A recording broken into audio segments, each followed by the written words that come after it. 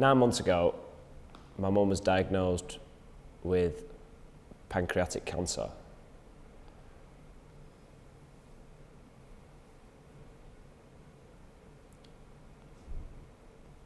It all started about a year before this, when we realised she was dramatically losing weight, and no one really knew why. None of the doctors knew why.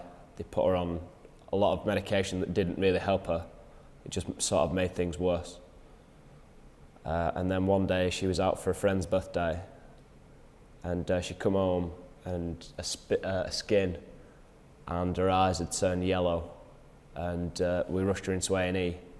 It turned out she had jaundice. After that, she was moved to North Manchester Hospital, where they did tests, trying to locate the type of cancer and how to treat it. The first test they did were negative. They couldn't find anything that was cancerous. And for a day or two, we had a brief hope that the mass that they'd seen on the scan wasn't what they thought it was. And they gave us just enough rope to hang ourselves, because in the end they did find the cancer.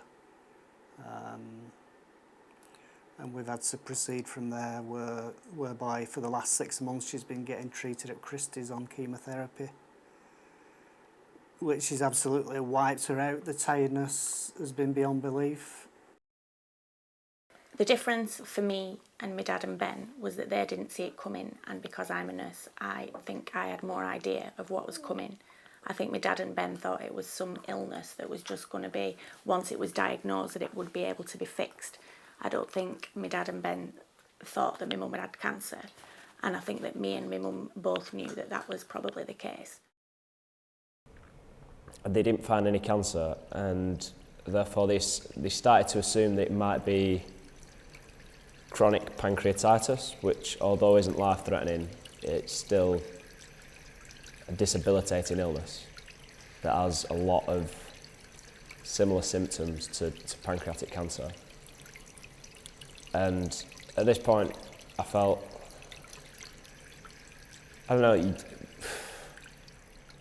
know, we sort of knew that it was the cancer, and being given hope in that sort of situation was very tough, because although I was happy that there was some hope of still having my mum, I knew that sooner or later it would get ripped away, and that was quite hard.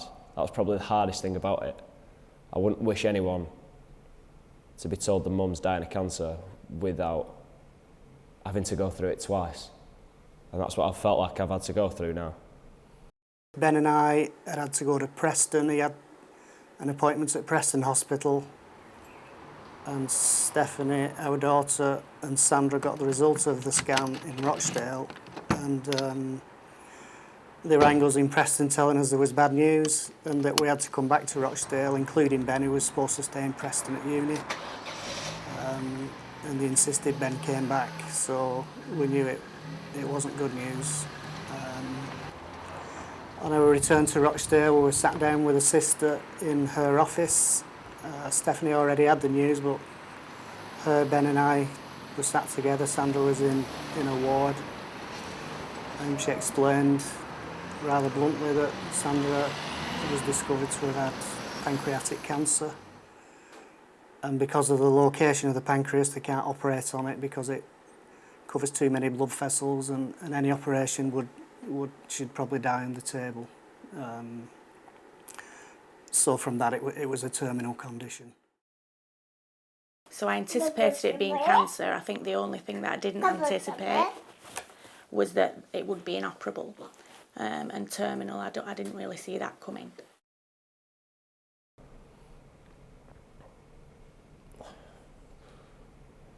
I think the biggest help to me up to now has been my family more than anything.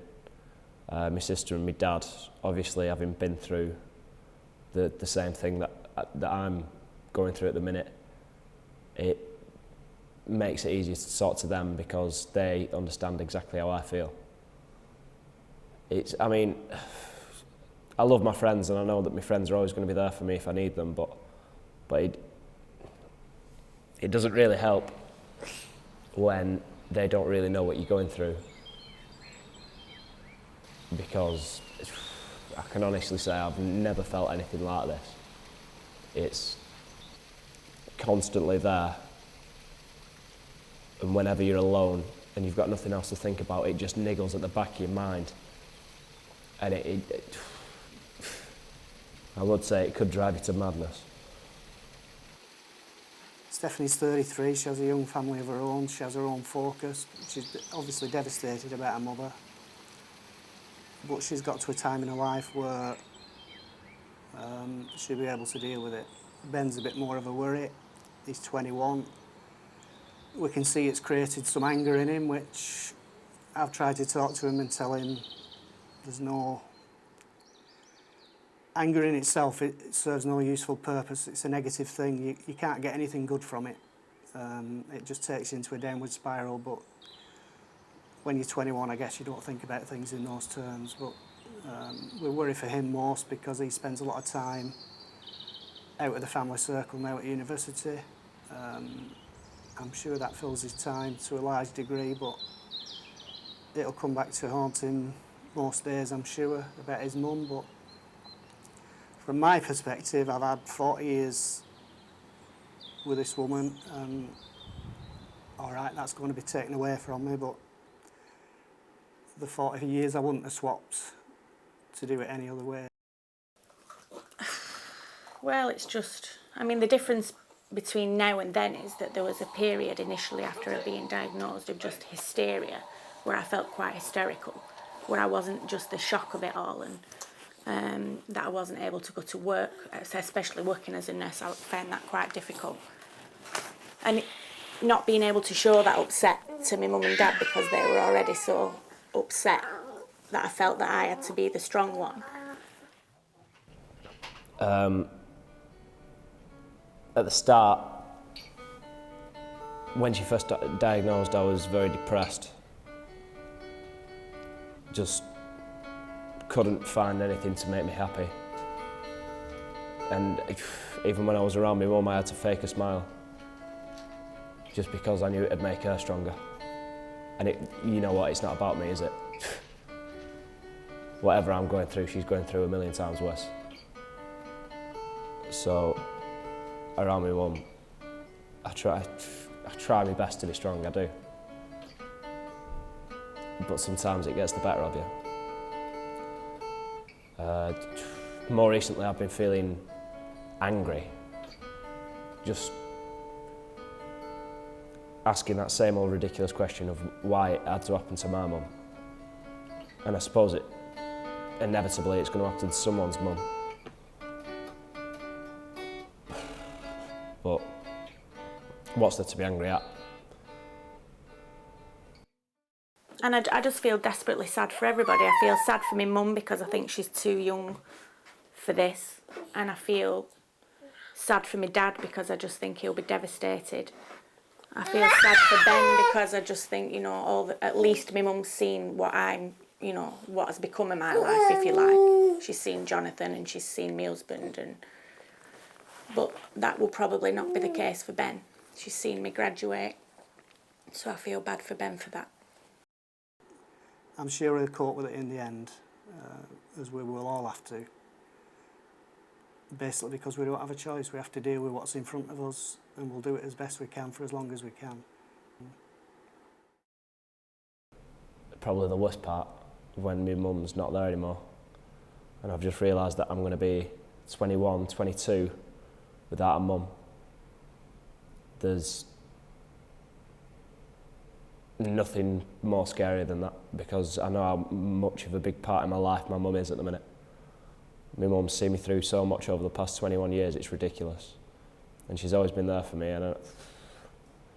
and the fact that eventually she won't be at I feel such a pivotal age, really, I think it's quite difficult. My mum's very scared for me about how my life will turn out.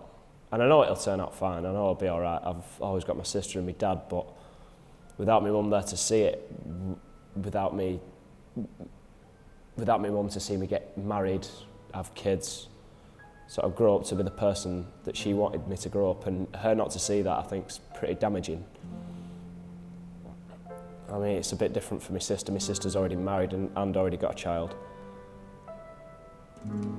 And it just sort of distresses me that my mum's not going to be there to see any of that anymore.